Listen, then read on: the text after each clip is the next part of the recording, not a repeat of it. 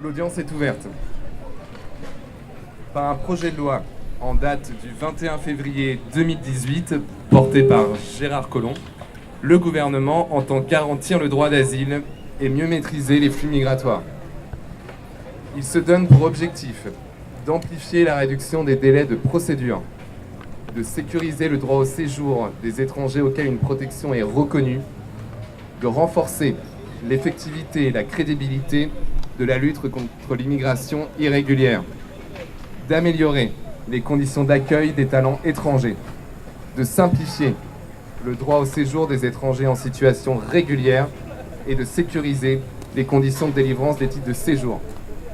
Par une citation directe adressée au tribunal, le BAM a assigné le prévenu, lui reprochant, par son contenu, la violation de droits fondamentaux, la mise en danger de la vie d'autrui et le recel d'idées identitaires.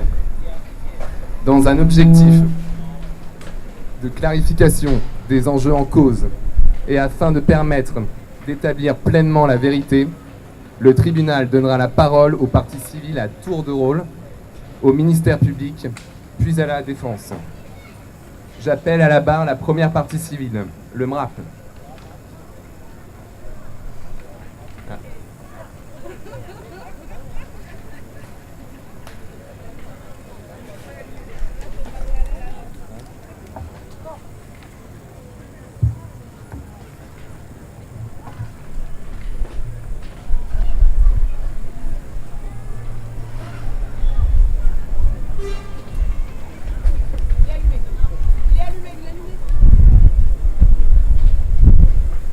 Alors, le MRAP,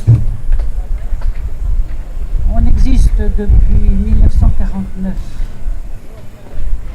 Le MRAP a été créé par d'anciens déportés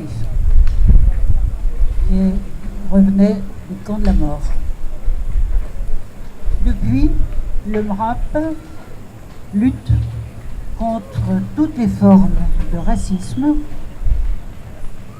contre tous les préjugés, contre toutes les discriminations. Aujourd'hui, on se trouve dans une situation un peu similaire, même plus que ça, qu'à cette triste époque qui ont amené des gens à la solution finale. Parce qu'aujourd'hui, si on renvoie quelqu'un au Yémen, si on renvoie quelqu'un en Afghanistan, si on envoie quelqu'un en Syrie, qu'est-ce qui va se passer? Je pense malheureusement qu'il est à craindre une nouvelle période qui va être très difficile à vivre pour nous qui sommes ici, les Français, mais aussi pour tous ces immigrés auxquels nous pensons, tous ceux qui sont encore dans leur pays d'origine, tous ceux qui sont sur la route et tous ceux qui sont ici. Voilà, aujourd'hui le MRAP se porte partie civile et accuse le gouvernement d'installer par cette loi inique la haine de l'autre dans notre pays. Loi allant à l'encontre de la propre nature humaine qui a toujours été de se déplacer. À noter que sans ces déplacements, l'humain n'existerait plus sur Terre. J'accuse le gouvernement de ne pas avoir pris les mesures d'accueil dignes, nécessaires devant cette vague d'immigration annoncée suite aux agressions guerrières en Libye qui ont déstabilisé la bande sahélienne. Je perds mes petits bouts de papier, mais ça va revenir. J'accuse le gouvernement de crimes sur des milliers de personnes mortes dans le Sahara et mortes aussi en mer. L'absurdité de cette loi s'adresse à des survivants usés par tant de souffrances et pour qui, même pour des Français, le texte est incompréhensible. et les démarches impossibles. Les mots, la stratégie pour obtenir un rendez-vous, les délais de plus en plus restreints pour saisir un juge détruisent tout espoir de se voir reconnu un jour réfugié. Nous espérons, le MRAP, que notre demande de partie civile sera retenue.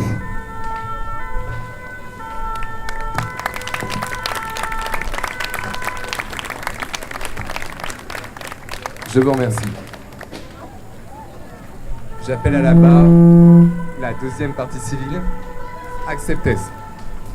Présentez-vous et vous avez la parole. Bonjour Monsieur le juge, je m'appelle Jean-Bernard Rincon, je suis militante engagée à l'association Acceptes qui s'occupe de la défense des droits des personnes transgenres à Paris. La réalité des personnes transgenres dans le monde est aujourd'hui très complexe et ces personnes sont en danger de vie, persécutées, parfois victimes d'incarcération abusive, lapidation publique et puis des lapidations publiques. Les personnes que nous accompagnons aujourd'hui dans notre association sont en extrême fragilité sociale à Paris. Si nous sommes là, c'est pour dénoncer surtout non seulement la réforme du droit d'asile, mais aussi toutes les réformes qui ont eu lieu depuis 12 ans en France, à commencer par la suppression presque de droit au séjour pour les personnes séropositives au VIH en France. Dans notre association aujourd'hui, nous avons au moins 50 personnes qui sont déjà désinsérées limite du parcours de soins VIH, victimes de la rupture de ce droit au séjour actuellement. Il faut dénoncer les conséquences qui entraînent vraiment dans ce pays et aussi dans le monde une situation pareille, puisqu'on remet en question l'épidémie du VIH. En deuxième, on souhaite aussi dénoncer la criminalisation du travail du sexe, puisqu'il a été proposé aussi un parcours de sortie de la prostitution. Il faut savoir que 2 ans après, parmi les 20 000 personnes prostituées qui devaient être régularisées, seulement 50 ont eu vraiment le droit, on a autorisation provisoire de ce jour. Donc, ce qui veut dire le gouvernement a menti et expose à ces personnes à des situations d'insécurité, puisque de plus en plus, ils sont obligés à se cacher pour pouvoir aller chercher des clients. En troisième, évidemment, on veut dénoncer la réforme du droit d'asile et cette notion sous l'amendement qui a été intégré notamment pour la protection des droits des personnes LGBT, ça restera tout simplement une question du maquillage, puisqu'on sait qu'en réalité, par expérience, le FRA aujourd'hui a du mal vraiment à comprendre quelles sont les personnes transgenres, sur quelle base sont vraiment étudiés les cas des personnes transgenres. Est-ce qu'ils sont sous les stéréotypes du genre, aussi par rapport à la situation des vulnérabilités sociales. Nous souhaitons surtout dénoncer l'État et Colombe, puisque là, effectivement, il met les personnes en danger. Donc, on souhaite dénoncer pour omission de secours aux personnes en danger et surtout dénoncer l'État parce qu'aujourd'hui, elle remet en question, il favorise la progression de l'épidémie du sida. Je passe un témoin qui souhaite vraiment parler à la première personne aussi, monsieur le juge. Bonjour monsieur le juge, je m'appelle Ramona Fraise, je suis membre activiste de l'association Acceptes. Il y a 10 ans, j'étais bénéficiaire d'une carte de séjour pour les soins de VIH. Il y a 6 mois, j'ai eu un refus de renouvellement et du coup, je suis contrainte à rentrer dans mon pays. Et si je rentre à mon pays, mon expérience de vie, ça réduit dramatiquement parce qu'il faut savoir que le Brésil, c'est le pays qui tue de plus en plus de personnes trans au monde. C'est le pays qui tue plus de personnes trans au monde. Alors, je voudrais, monsieur le juge, que vous preniez en compte mon expérience et mon témoignage parce que je ne suis pas toute seule dans cette condition-là. On a beaucoup de filles et des personnes trans qui sont dans ces conditions, surtout par les renouvellements pour les traitements de VIH. Merci beaucoup de ces moments-là. Merci.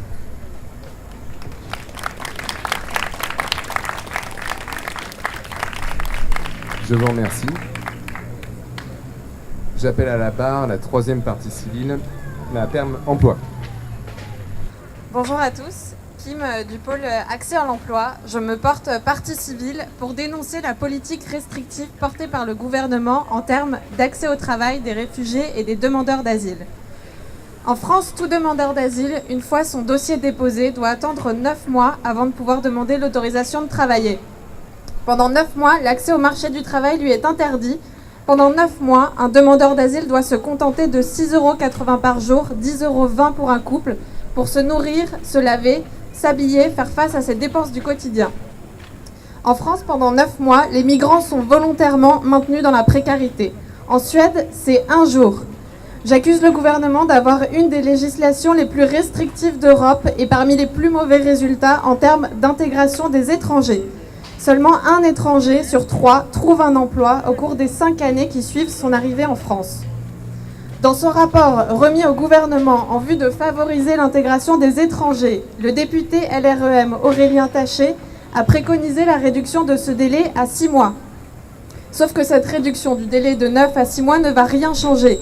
Pourquoi ? Parce qu'obtenir le droit de travailler en France quand on est en attente de l'asile, c'est le parcours du combattant. Si au bout de 9 mois d'attente, la demande d'asile n'a pas été validée par l'OFPRA, les migrants ont le droit de chercher un travail. J'ai bien dit de chercher un travail et pas de travailler, parce que tout est fait pour les décourager. D'abord, ils doivent trouver un employeur qui accepte de les embaucher alors qu'ils ne savent pas combien de temps ils vont pouvoir rester en France. Ensuite, il faut adresser une demande à la préfecture. L'employeur doit prouver que son futur salarié a une autorisation de séjour, mais surtout qu'il a essayé de recruter via Pôle emploi et que les candidatures qu'il a reçues ne lui conviennent pas. Mais le pire, c'est que l'administration a le droit de refuser l'autorisation de travail si elle considère que le niveau de chômage dans le secteur dans lequel il postule est trop important. Autrement dit, on demande aux demandeurs d'asile de prouver qu'un Français ne peut pas faire leur travail. En clair, ils ne peuvent travailler que dans des secteurs en tension, des secteurs précaires, difficiles et mal payés. Non seulement la procédure est décourageante, mais elle peut aussi être longue, puisque l'inspection du travail qui donne cette autorisation ne prévoit pas de délai maximum de réponse. De l'aveu du député Aurélien Taché, il faut parfois de longs mois de démarche pour obtenir cette autorisation de travail. C'est tellement long qu'au cours de ce délai, le demandeur d'asile peut s'être déjà vu notifier l'obligation de quitter le territoire. Aujourd'hui, il n'existe pas de statistiques sur les demandeurs d'asile en attente de statut qui travaillent. Tout laisse à croire que les chiffres sont ridicules. Si l'ambition de cette loi, c'est de permettre l'intégration des étrangers en France, accordons le droit de travail, la liberté d'installation et de circulation pour toutes et tous, sans condition de papier ni de statut.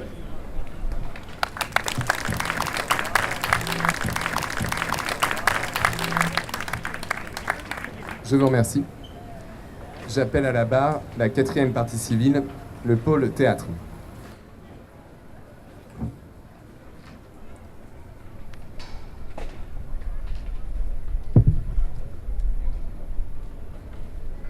Monsieur le Président, Mesdames et Messieurs, nous membres du public, je me présente devant vous aujourd'hui pour témoigner contre la loi Asile-Immigration. Je suis en France depuis 2011. Il est difficile de résumer cette année en 10 minutes, mais je vais essayer de partager mon expérience. Au début, j'ai vécu avec des colocataires bangladais qui sont arrivés en France en même temps que moi. Presque en même temps, nous avons obtenu un rendez-vous à la préfecture.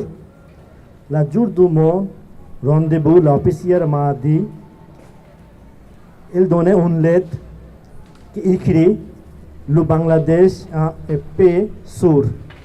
Donc on ne peut pas vous donner de récépissé de demande de carte de séjour.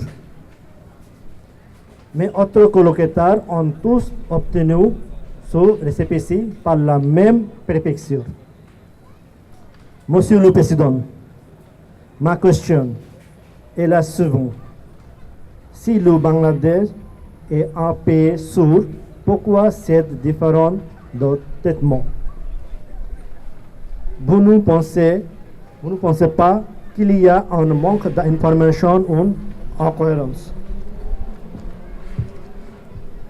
Quand je me suis présenté comme demandeur d'asile politique, l'officier m'a dit votre récit est similaire à celui d'autres Bangladais. Ce n'est pas équilibré. Monsieur le Président, vous avez une vie politique non sécurisée dans notre pays. Nous vous devons de payer le Président et du droit de l'homme, il y a son bouffé pour le nombre de citoyens de la même manière. N'est-ce pas logique? J'ai fait appel à la CNDA et ils ont approuvé la décision de l'OFERA en mars 2015. Mon dossier a été réexaminé avec des nouveaux éléments. Mais quelques jours plus tard, sans même avoir eu la possibilité de me rendre à un entretien, j'ai reçu une réponse négative de l'OPERA et de la CNDA. Notre langue est différente du français. Nous essayons toujours d'apprendre, de nous adapter parce que nous voulons vivre ici. Sinon, nous adressons à un agent administratif pour rendre à nos besoins, agent agressé du coup sans un pilier francophone, il ne pouvait pas nous aider.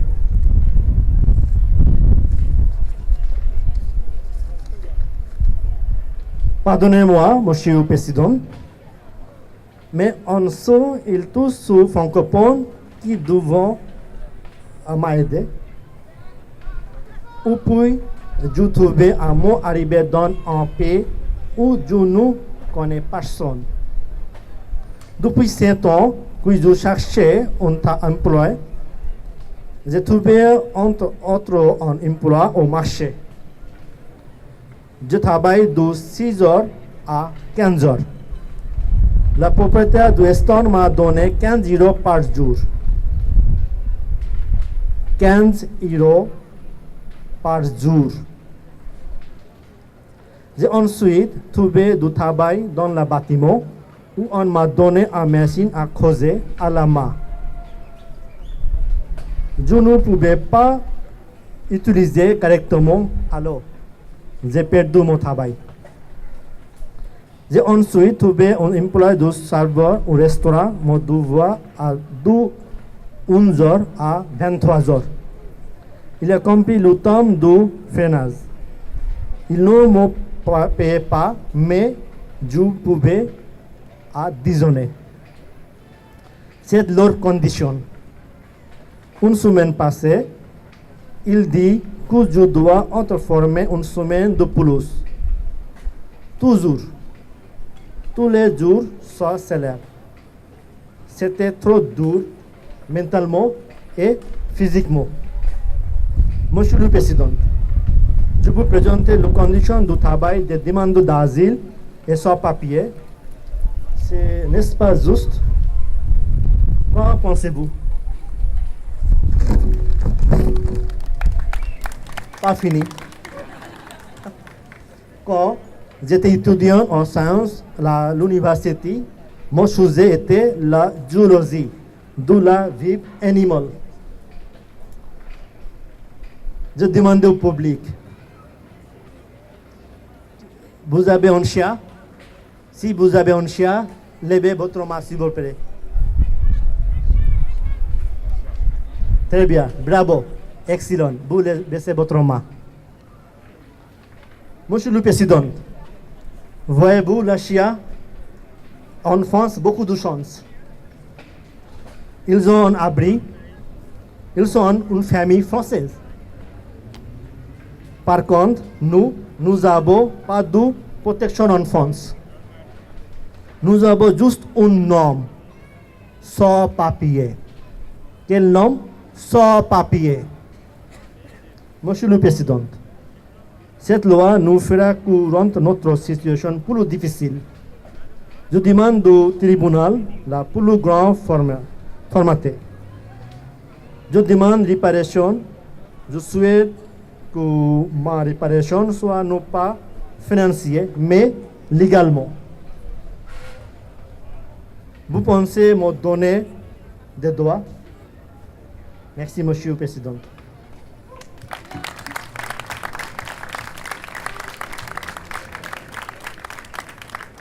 Je vous remercie. J'appelle à la barre la 5e partie civile, la première permanence juridique.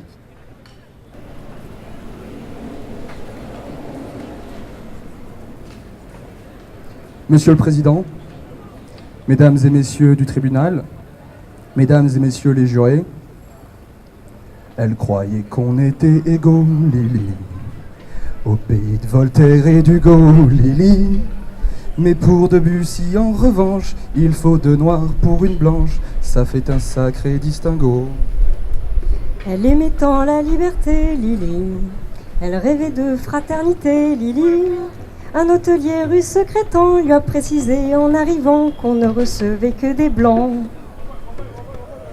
Monsieur le Président, dans quelques minutes, vous allez juger le projet de loi Asile-Immigration et à travers lui, la politique d'accueil du gouvernement envers les opprimés, les oubliés, tous ces exilés de la guerre qui meurent à nos portes et qui se constituent partie civile aujourd'hui. Eh oui, vous pensiez que la répression et l'expulsion peuvent décourager des personnes que la mort n'a jamais cessé de poursuivre durant leur parcours? C'est mal nous connaître et c'est mal les connaître. Monsieur le Président, nous aimerions vous faire part de notre inquiétude. Le chemin que nous prenons partout en Europe depuis des années est celui de la condamnation inéluctable de la mobilité.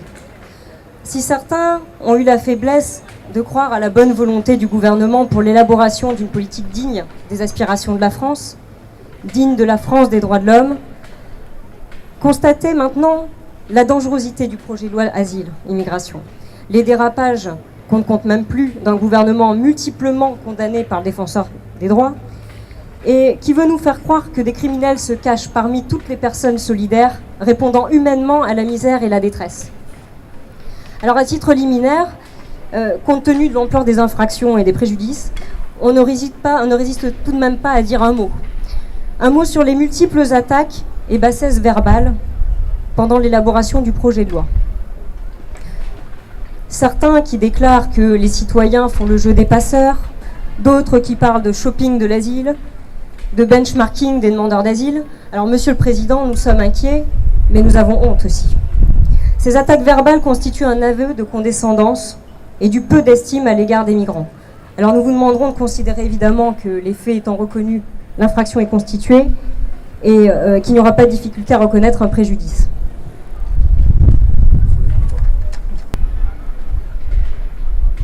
Un, deux, ok. Après cette interruption technique, Monsieur le Président, permettez-moi de continuer. Alors vous nous demanderez peut-être en quoi l'accusé viole les droits fondamentaux et met en danger la vie des personnes migrantes.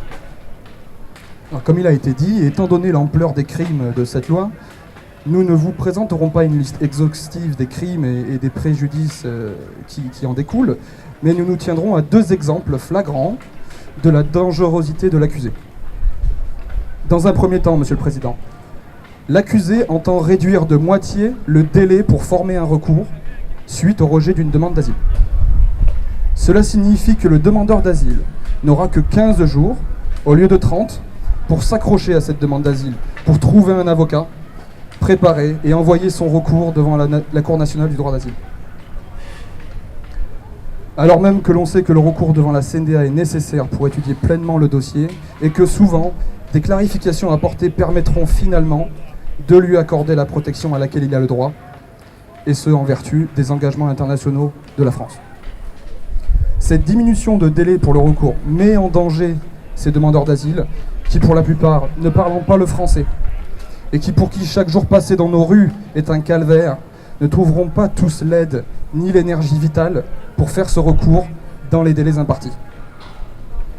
Nous vous demanderons donc de constater que les demandeurs d'asile encourent un préjudice réel de perte de chance d'accéder à leur demande si cette diminution de délai de recours passe.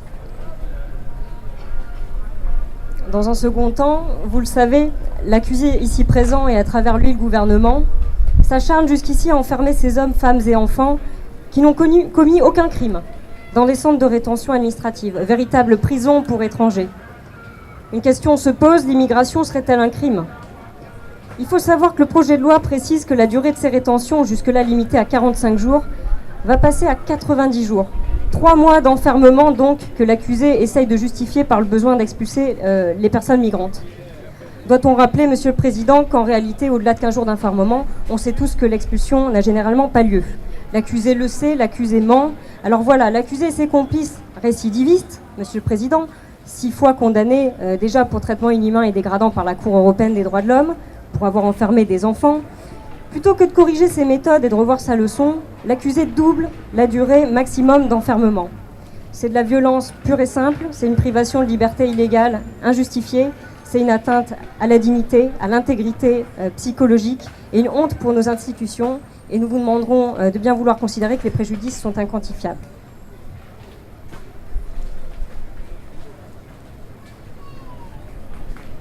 Ce projet de loi n'est qu'un des symptômes du déni des droits de la politique européenne. Parce que c'est aussi le système Dublin applicable en France qu'il faut condamner. Le système Dublin est inefficace, extrêmement coûteux et très violent pour les personnes, et pourtant aucun État n'ose le réformer radicalement. L'État français dépense des dizaines de millions d'euros pour envoyer vers un autre pays européen des personnes qui ont toutes les chances de revenir quelques semaines plus tard. Alors permettez-moi de vous narrer un exemple. Un demandeur d'asile qui avait touché le sol français après un passage par l'Italie s'est vu transféré par la France en Italie, considéré comme responsable de la demande d'asile en application de ces règlements européens. Loin de s'estimer responsable du traitement de cette demande d'asile, l'Italie donc a pris à son encontre, dès le lendemain, un ordre d'expulsion sous escorte policière. Figurez-vous que par là, le chef de la police de Rome a lui-même émis un ordre de quitter le territoire par ses propres moyens, étant donné qu'il n'y avait pas d'escorte disponible, pas de moyens de transport, pas de place en rétention. Le voici donc, ce demandeur d'asile, de retour en France, à nouveau demandeur d'asile, à nouveau enregistré en procédure Dublin, et à nouveau soumis à une décision de transfert vers l'Italie. C'est la roue du hamster qui tourne en vain. On parle alors de faillite systémique dans le traitement des demandes d'asile en l'imputant à l'Italie. Croyez-vous que ce soit propre à l'Italie ? Regardez donc les épisodes de l'Aquarius et du Lifeline, rejetés de port en port en Méditerranée.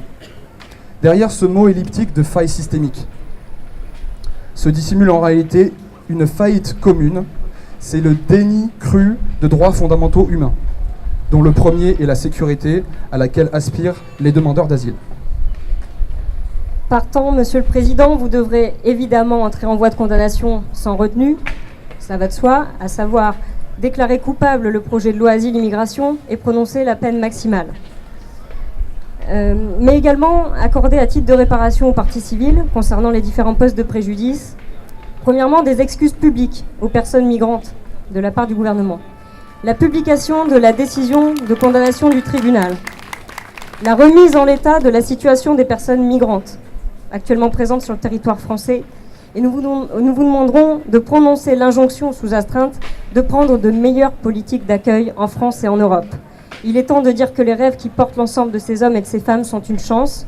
Il est temps de condamner ce projet de loi, de défendre une politique d'accueil et une politique solidaire pour toutes et tous. Nous avons terminé.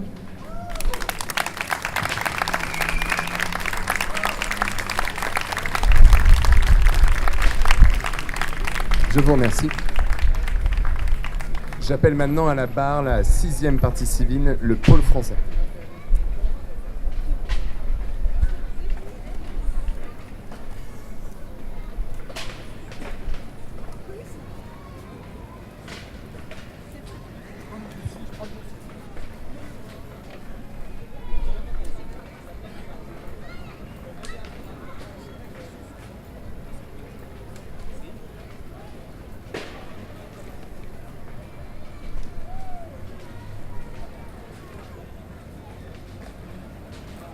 Monsieur le Président, Mesdames et Messieurs les assesseurs, Mesdames et Messieurs membres du public, nous, Pôle français du BAM, nous constituons partie civile pour dénoncer le manque d'ambition du gouvernement en matière d'accueil des migrants, notamment dans le cadre de l'apprentissage du français.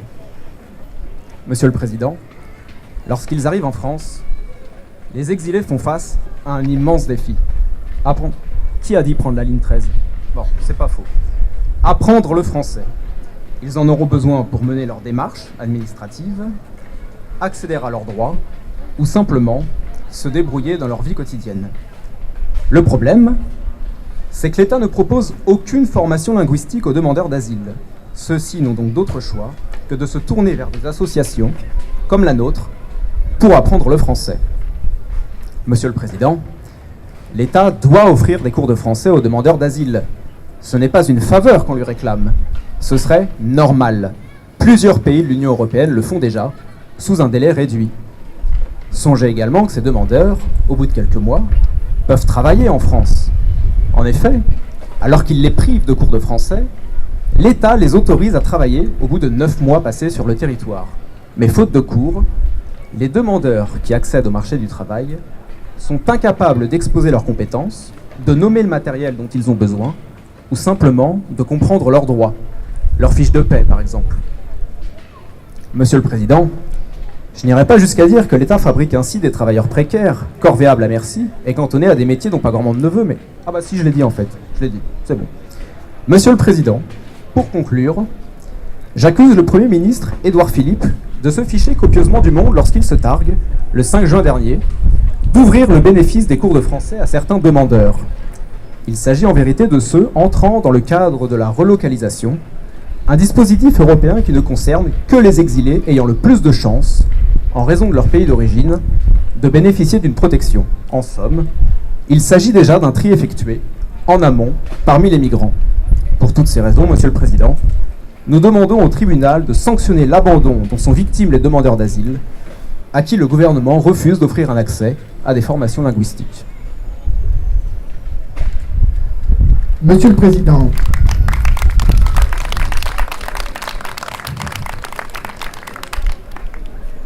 le français, l'apprentissage du français, est-ce une aide apportée aux migrants ou un moyen de pression?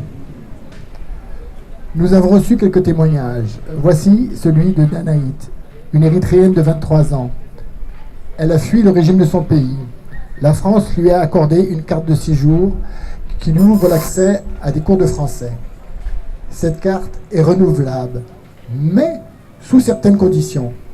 Danaït doit par exemple justifier d'un certain niveau de langue devant l'Office française de l'immigration et de l'intégration.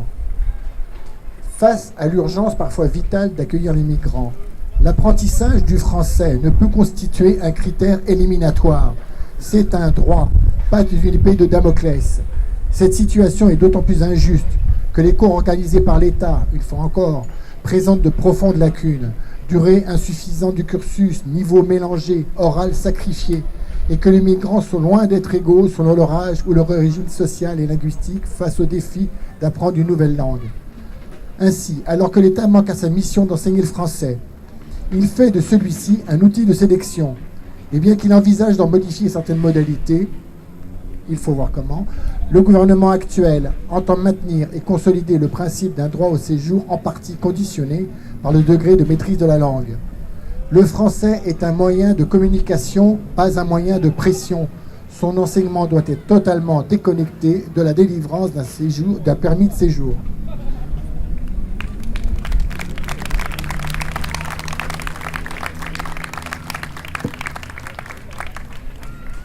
Monsieur le Président, Mesdames et Messieurs les assesseurs, Mesdames et Messieurs membres du public, nous, Pôle de français, nous constituons partie civile pour dénoncer la complexité des démarches menant à la scolarisation des exilés mineurs alors qu'il devrait s'agir d'un droit acquis. Monsieur le Président, le BAM est une association militante qui n'hésite pas à adopter des positions subversives. À mon tour, je vais exprimer un point de vue radical. Les enfants, c'est l'avenir. Un avenir qui passe, dans le cas des mineurs exilés, par une entrée rapide à l'école. Celle-ci leur permet en effet d'apprendre notre langue, au contact d'enfants de leur âge, ce qui est quand même mieux que de passer leur journée enfermée dans un centre d'hébergement ou une chambre d'hôtel.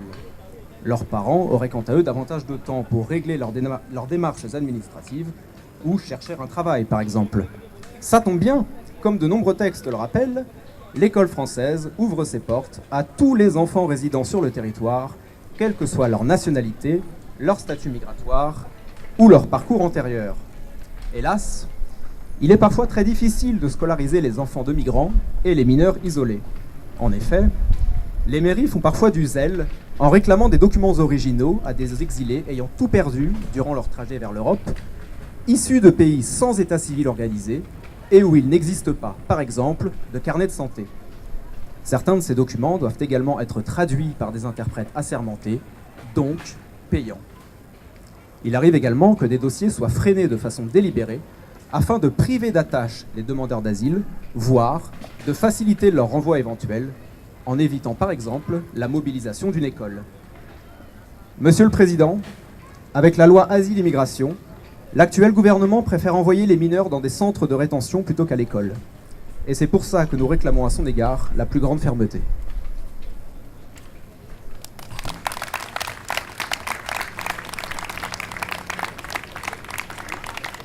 Je vous remercie. J'appelle à la barre la partie suivante, la deuxième permanence juridique.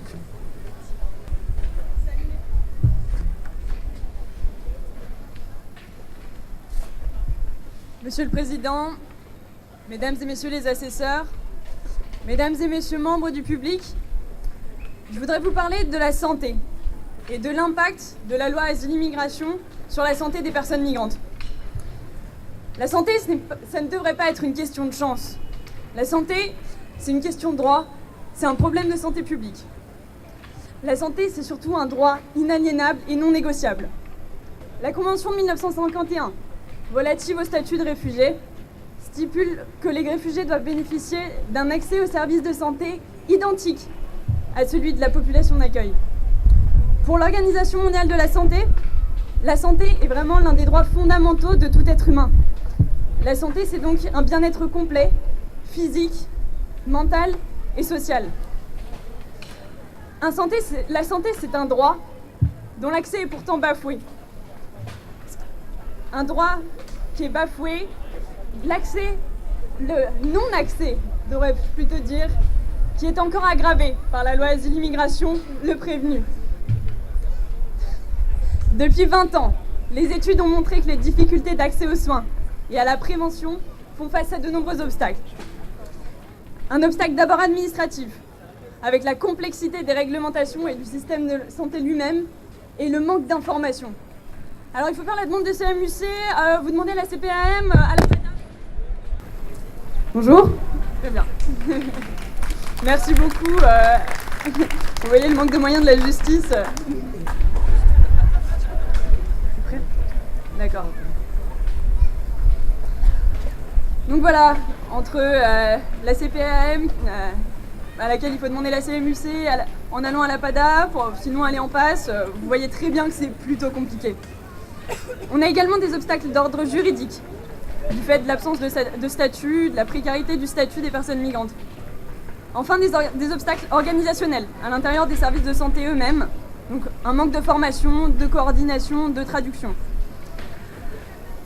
Toutes les études les plus récentes montrent une très grande précarité de beaucoup de migrants, notamment primo-arrivants, qui présentent des problèmes de santé, tant somatiques que psychiques, avec des difficultés importantes d'accès aux soins. Quels sont ces problèmes de santé ? Sur les camps, à Calais, Grande-Synthe, à Jaurès, au Millénaire, les problèmes de santé sont des problèmes respiratoires, des problèmes d'infection cutanée, des problèmes de gale. On remarque également des problèmes de blessures accidentelles, d'hypothermie, des brûlures, des maladies gastro-intestinales, des événements cardiovasculaires, des complications qui sont liées à la grossesse ou à l'accouchement, du diabète, de l'hypertension. On remarque quand même que ce sont des problèmes de santé qui sont communs aux personnes précaires. On observe aussi des cas de tuberculose. Il y a des personnes qui sont particulièrement vulnérables. Les femmes réfugiées et migrantes, confrontées à des difficultés spécifiques, liées notamment à la santé de la mère, des nouveau-nés et de l'enfant. Les enfants, évidemment, qui devraient absolument avoir accès à des soins de santé appropriés. À cette longue liste s'ajoute le fait que des violences liées aux raisons de la fuite, au parcours d'exil, que ce soit en Libye, dans la Méditerranée, des violences dans les conditions d'accueil, il y a vraiment une accumulation de violences sur le parcours des exilés. Vous l'avez compris, j'en arrive au problème de santé mentale. D'après une étude auprès des personnes prises en charge par le COMED, 4% d'entre elles avaient déjà fait une tentative de suicide. Les maladies psychosomatiques sont fréquentes, des dépressions, des difficultés à communiquer, des troubles de l'alimentation, de la mémoire, du sommeil. Les problèmes de santé mentale restent méconnus, avec une offre de soins insuffisante par rapport aux besoins.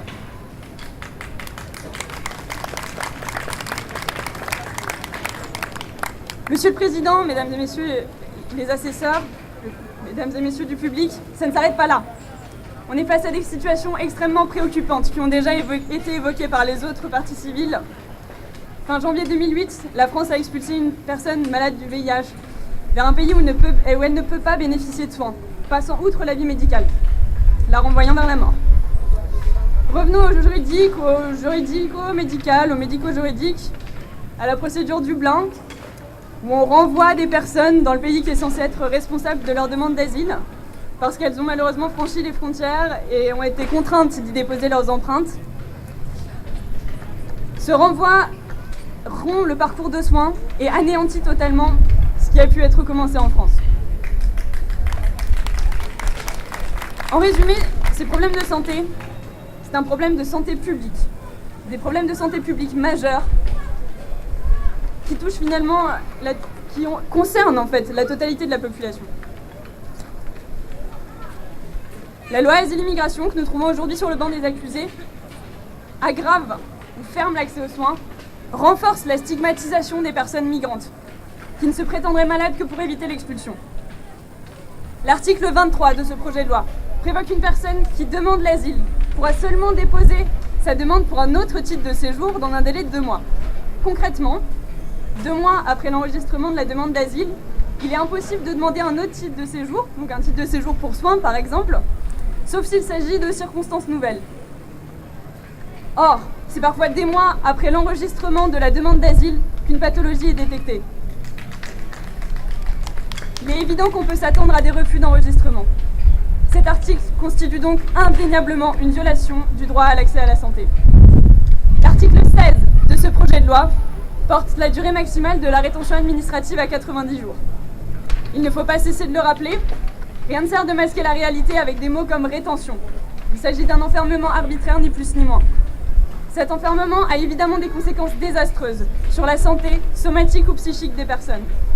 Troubles de l'appétit, du sommeil, manque de soins sur place, c'est une expérience évidemment traumatisante. De surcroît, la stigmatisation des personnes migrantes atteint ici son comble. Si une personne enfermée, dans les 15 jours avant la fin de la rétention, présente une demande de protection contre l'éloignement à titre médical, par exemple parce qu'elle est malade, et si cette demande est considérée comme étant dans le seul but de faire échec à la mesure d'éloignement, la rétention est prolongée. Alors, mis à part que les juges n'ont aucunement tenu compte qu'il n'y a que le médecin qui est présent dans le centre de rétention qui peut déclencher cette procédure, lorsque la personne est atteinte d'une pathologie grave, cet article dissuade donc les personnes enfermées dans un centre de rétention de faire une demande de protection qui est nécessaire pour leur santé, parfois vitale. Le pire reste à venir. On écrit rêver, vous êtes français. On écrit rêver, R. Avec un amendement des sénateurs sur l'aide médicale d'État. C'est pas rêve, on dit rêver, rêver. Rêver, R-E-V-E-D. D, pas accent chargé. L'aide médicale d'État a pour but de faciliter l'accès aux soins. Qui bénéficient de l'aide médicale d'État? Il s'agit des personnes qui sont sans papier, également des mineurs non accompagnés, qui ne sont pas pris en charge par l'aide sociale à l'enfance. Cette aide médicale d'État, plus connue sous le nom d'AME, serait transformée, si cet amendement venait à subsister, en aide médicale d'urgence. Donc l'AME devient AMU. Vous me direz, Monsieur le Président, AME, AMU, une lettre, qu'est-ce que ça change? Ce qui change, en plus de rendre cette aide sujette à un droit annuel, donc payante, c'est qu'elle encadre les soins dont les personnes peuvent bénéficier. La prise en charge concernera donc la prophylaxie et les traitements des maladies graves et douleurs aiguës, les soins liés à la grossesse et ses suites, les vaccinations réglementaires, les examens de médecine préventive. C'est tout en fait. Voilà, Monsieur le Président, Mesdames et Messieurs les assesseurs, est-ce que cette situation est vraiment concevable dans l'imagination des sénateurs? Ah non, pardon, je ne peux pas vous soigner, votre douleur n'est pas assez aiguë. Vous comprenez pas? Mais vous n'avez pas assez mal. Cette violence. Mais bon, les sénateurs brandissent leur rapport de la Cour des comptes, nous disent que la France ne peut pas se permettre l'aide médicale d'État. C'est un peu l'hôpital qui se fout de la charité. Bon. Comment opposer une logique financière à quelque chose d'aussi incommensurable que la santé? Aussi bien la santé d'une personne que la santé publique. La santé physique, psychique, morale et sociale. Face à la gravité de l'atteinte portée à l'accès à la santé, aux nombreux préjudices subis, il est demandé au tribunal de condamner la loi Asile-Immigration à transformer l'hôtel Beauvau en centre de soins à titre de dommages et intérêts. Je vous remercie.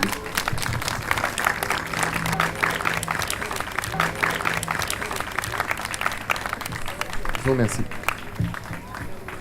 Le tribunal appelle à la barre la partie civile suivante, la perme LGBT.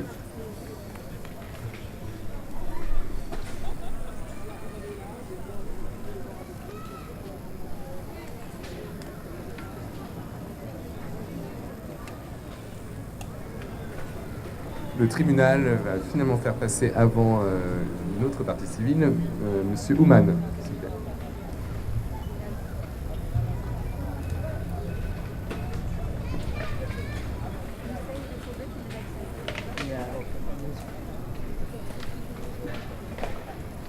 Who are you all people?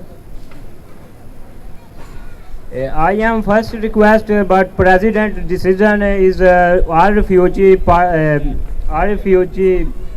go back. But Miss request why you go back? President decision is come back, but no come back. Miss request why all people refugee all country problem here coming. But French is all people is good, but president is decision not good. This all refugee go back. Monsieur le Président, je demande que vous ne demandiez pas aux réfugiés de rentrer chez eux et de fermer les frontières. Les réfugiés ne doivent pas rentrer chez eux et votre décision n'est pas juste. But you say all people French, I like it. You say thank you all people refugee help, but you say all people say president pagle president request by you decision come back. Je voudrais remercier tous les Français qui aident les réfugiés et je voudrais demander à Monsieur le Président de ne pas renvoyer les réfugiés chez eux. But I am little but English speaker. Okay, all you people, thank you so much.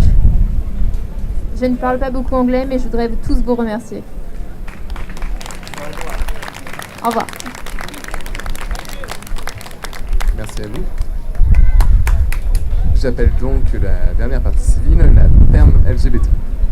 Nous, personnes lesbiennes, gays, bisexuelles, trans, queer et intersexes, ne sommes pas dupes.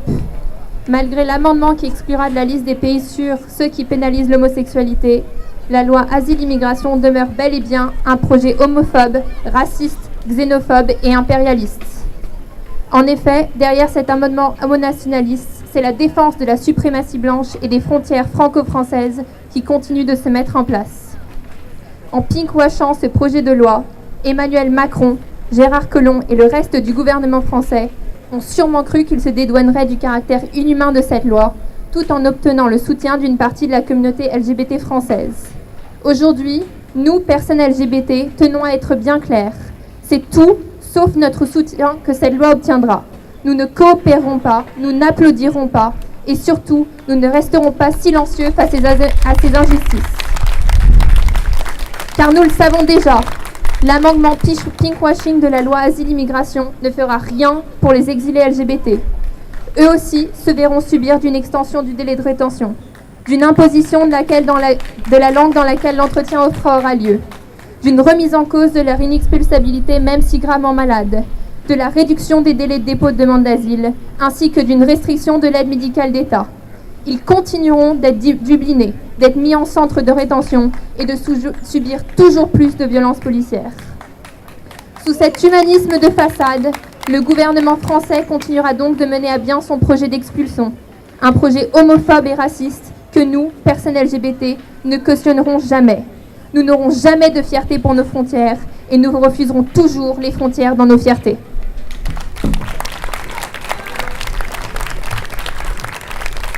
Merci à vous. Madame la procureure, nous écoutons vos réquisitions. Monsieur le Président, permettez-moi de me livrer à une analyse un peu plus longue. La loi Asile-Immigration n'est-elle pas symptomatique de la faillite du système politique qu'est le nôtre? N'est-il pas inscrit au frontispice de tous les bâtiments officiels des écoles, au ministère de l'Intérieur, liberté, égalité, fraternité? Ces principes fondamentaux consacrés sont ceux d'une république censément bienveillante et non d'une république ultra-sécuritaire. Une forme de gouvernement guidé par la recherche de l'intérêt public au lieu d'un État bureaucratique. L'esprit public, censé donner corps à notre vie collective, n'a-t-il pas été abandonné au profit d'une politique du découragement?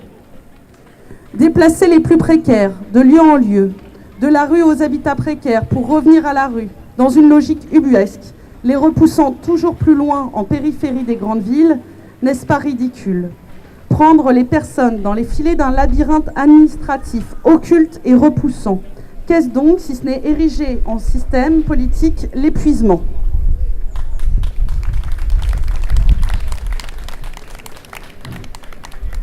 Revenons à la devise républicaine et interrogeons-nous sur chacun des principes qui la composent au regard du texte de loi.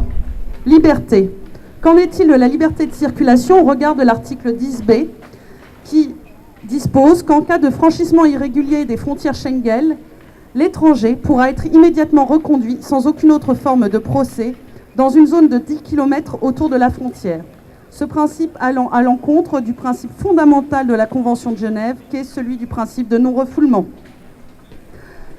Quant à l'allongement de la durée de rétention, qu'est-ce donc que la création d'une justice à deux vitesses avec un enfermement à deux vitesses, passant celle-ci de 45 à 90 jours? Que dire encore de l'article 11 qui facilite le prononcé des mesures d'éloignement en étendant de manière large le champ des situations pouvant donner lieu à la délivrance d'une obligation de quitter le territoire français et donc de ce fait mener à une expulsion?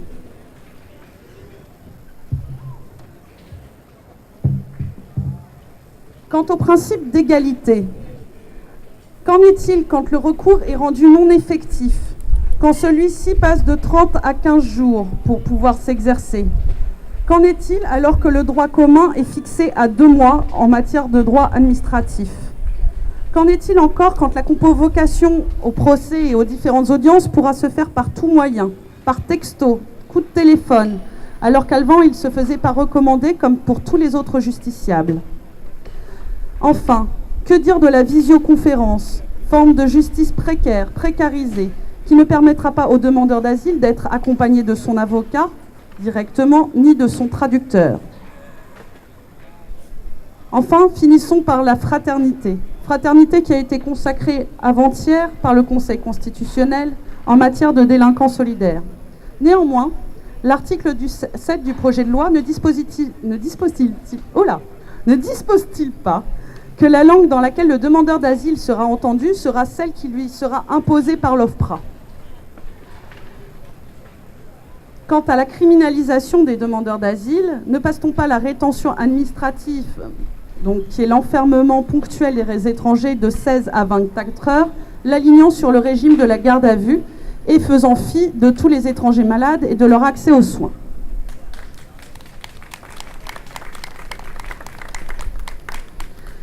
Et si de ces principes fondamentaux ne découlait pas un autre principe, celui de l'hospitalité, celui qui fait de l'étranger non pas un ennemi, mais un hôte?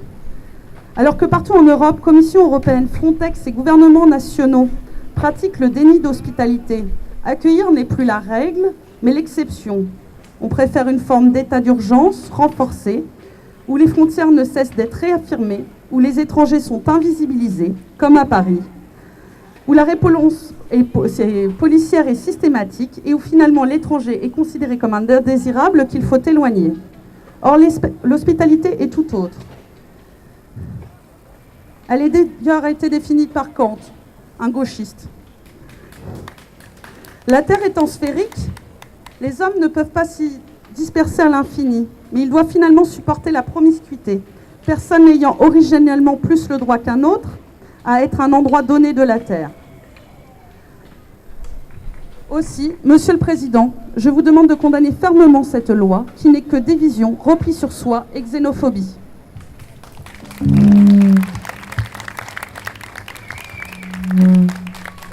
Merci Madame la procureure. La parole est à la défense.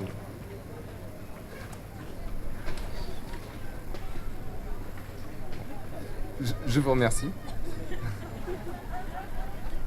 L'audience est suspendue le temps que le tribunal se retire pour délibérer. Elle reprendra dans une dizaine de minutes.